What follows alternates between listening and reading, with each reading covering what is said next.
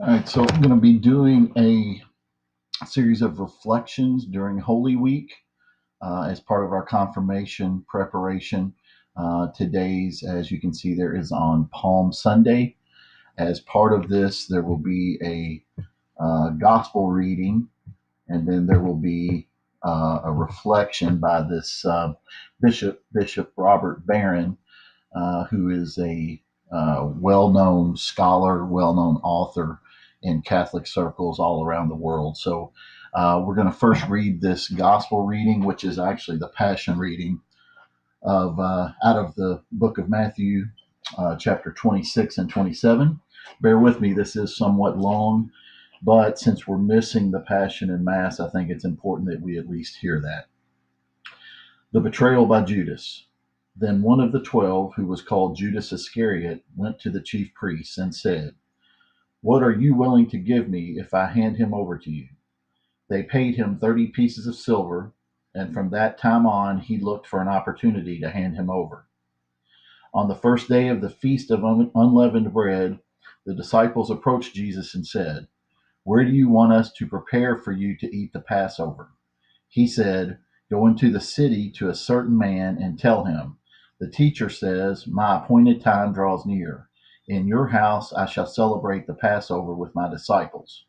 The disciples then did as Jesus had ordered and prepared the Passover. When it was evening, he reclined at table with the 12. And while they were eating, he said, "Amen, I say to you, one of you will betray me." Deeply distressed at this, they began to say to him one after another, "Surely it is not I, Lord." He said in reply, "He who has dipped his hand into the dish with me is the one who will betray me.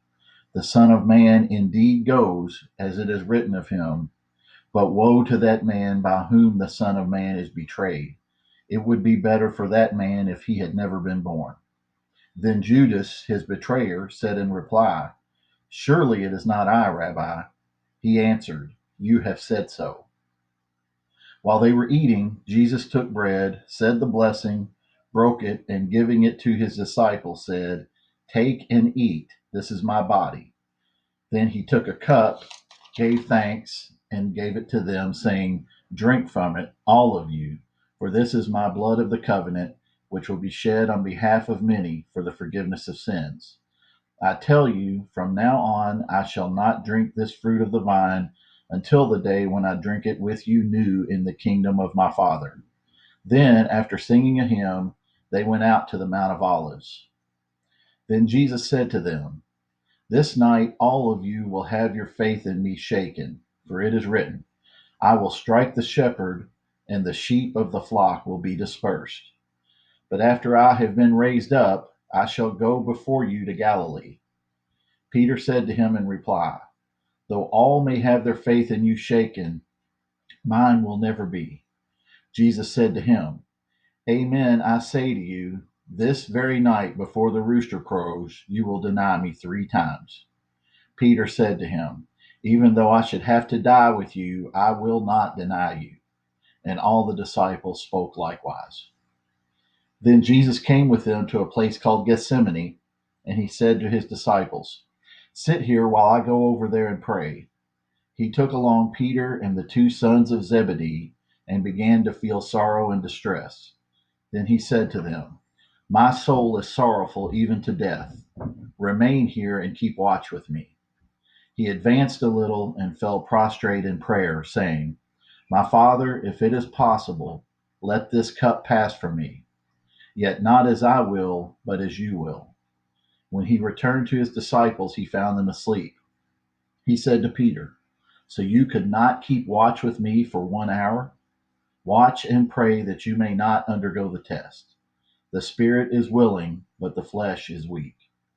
Withdrawing a second time, he prayed again, "My Father, if it is not possible that this cup pass without my drinking it, your will be done." Then he returned once more and found them asleep, for they could not keep their eyes open. He left them and withdrew again and prayed a third time, saying the same thing again. Then he returned to his disciples and said to them, "Are you still sleeping and taking your rest? Behold, the hour is at hand, when the Son of Man is to be handed over to sinners.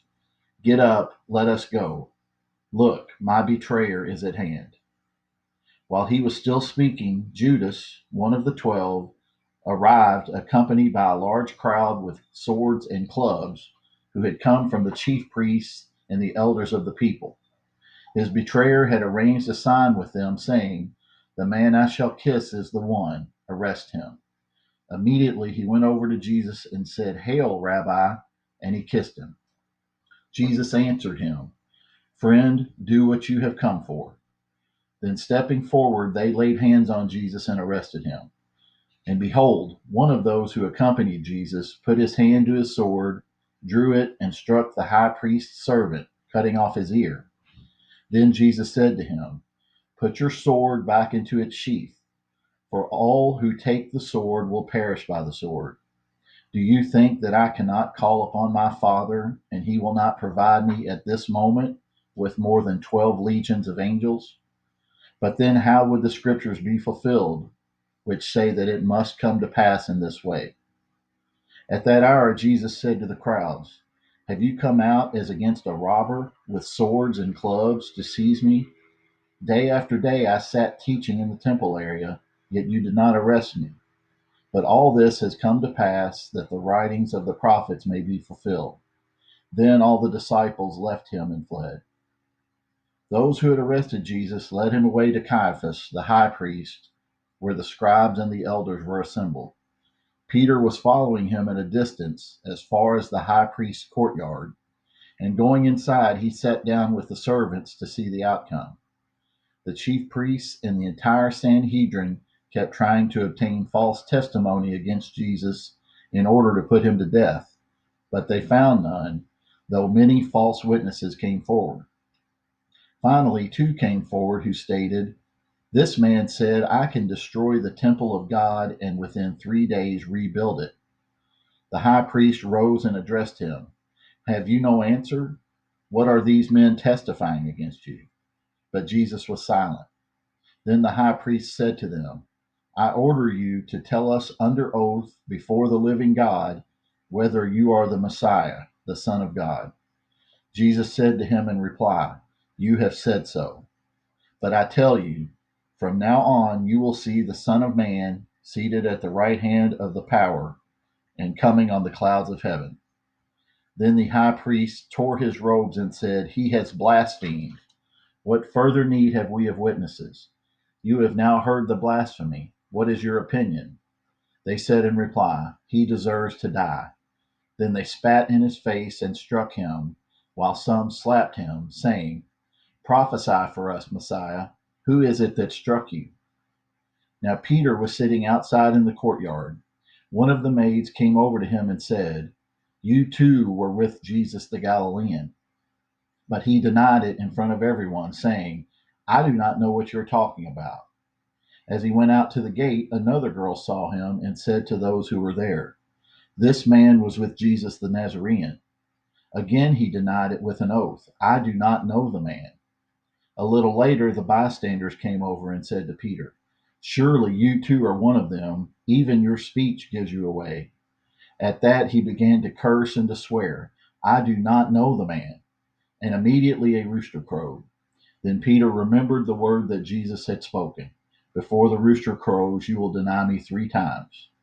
Peter went out and began to weep bitterly. When it was morning, all the chief priests and the elders of the people took counsel against Jesus to put him to death. They bound him, led him away, and handed him over to Pilate, the governor. Then Judas, his betrayer, seeing that Jesus had been condemned, deeply regretted what he had done. He returned the 30 pieces of silver to the chief priests and elders, saying, "I have sinned in betraying innocent blood." They said, "What is that to us? Look to it yourself." Flinging the money into the temple, he departed and went off and hanged himself.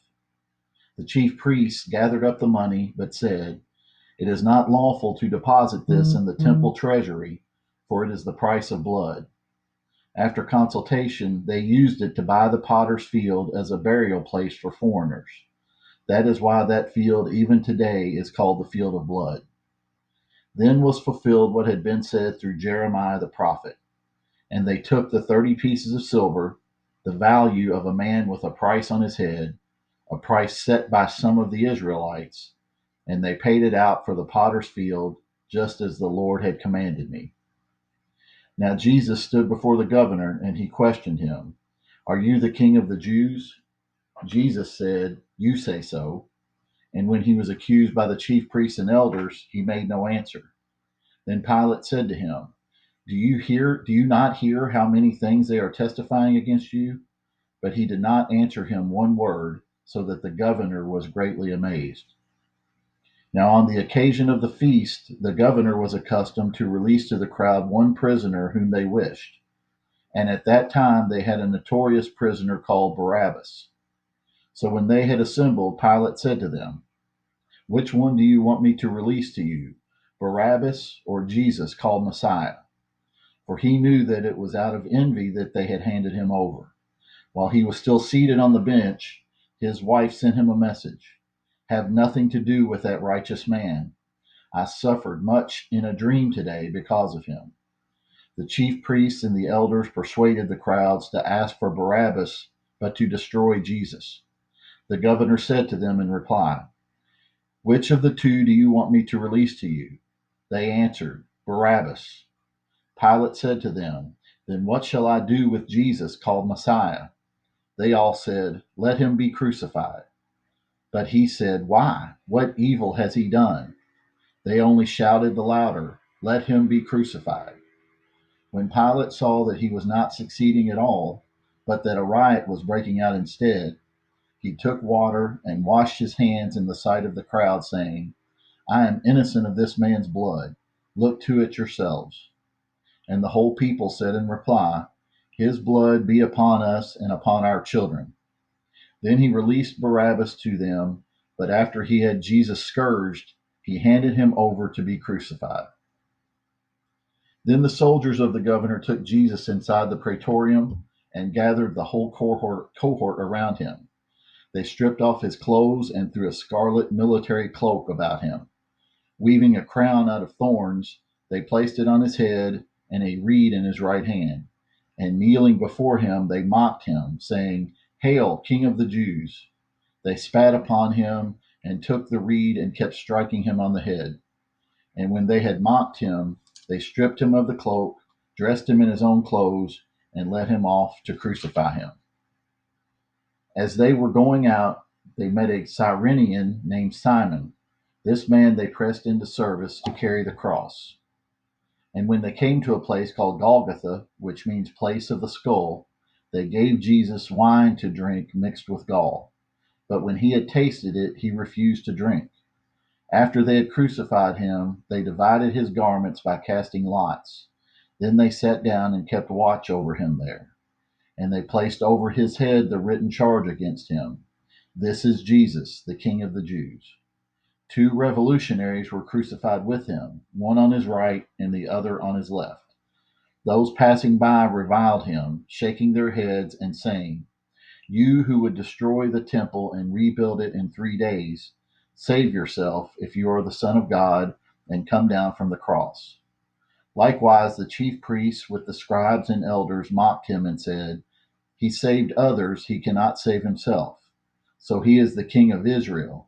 Let him come down from the cross now, and we will believe him. He trusted in God. Let him deliver him now if he wants him. For he said, I am the Son of God. The revolutionaries who were crucified with him also kept abusing him in the same way. From noon onward, darkness came over the whole land until 3 in the afternoon. And about 3 o'clock, Jesus cried out in a loud voice, Eloi, Eloi, lama sabachthani, which means, my God, why have you forsaken me? Some of the bystanders who heard it said, This one is calling for Elijah. Immediately one of them ran to get a sponge. He soaked it in wine and putting it on a reed, gave it to him to drink. But the rest said, Wait, let us see if Elijah comes to save him. But Jesus cried out again in a loud voice and gave up his spirit. And behold, the veil of the sanctuary was torn in two from top to bottom. The earth quaked, rocks were split, tombs were opened, and the bodies of many saints who had fallen asleep were raised. And coming forth from their tombs after his resurrection, they entered the holy city and appeared to many. The centurion and the men with him who were keeping watch over Jesus feared greatly when they saw the earthquake and all that was happening, and they said, "Truly, this was the Son of God." There were many women there, looking on from a distance, who had followed Jesus from Galilee, ministering to him. Among them were Mary Magdalene, and Mary, the mother of James and Joseph, and the mother of the sons of Zebedee.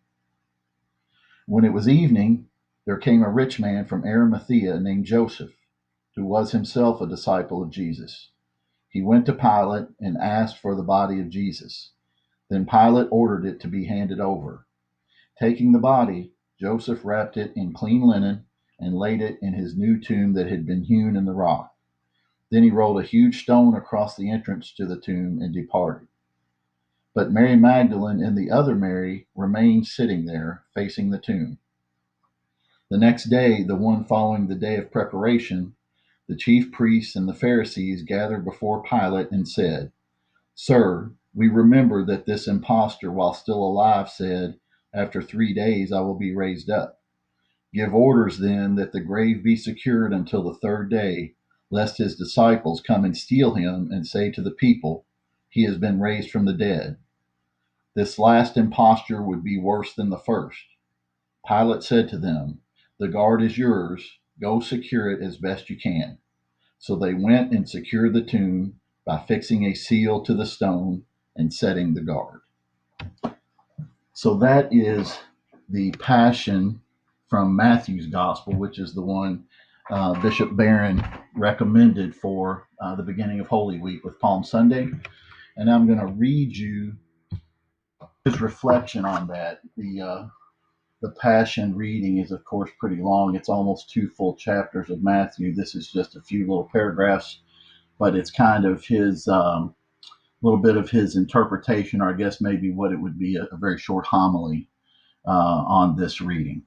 He says, "Friends, on this Palm Sunday, Matthew's magnificent Gospel of the Passion bids us to reflect on the seriousness of sin.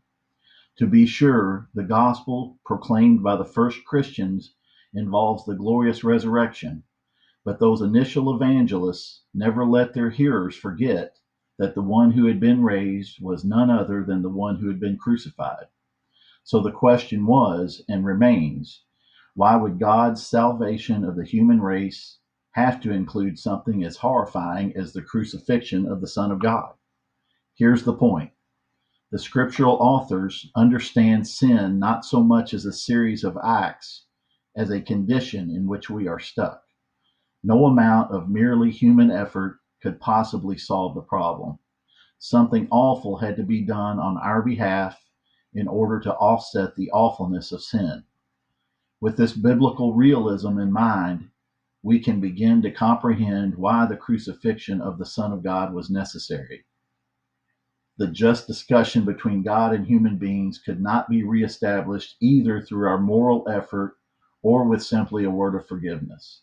Something had to be done, and God alone could do it. He asked for a reflection for the people who are reading this, or in your case, listening.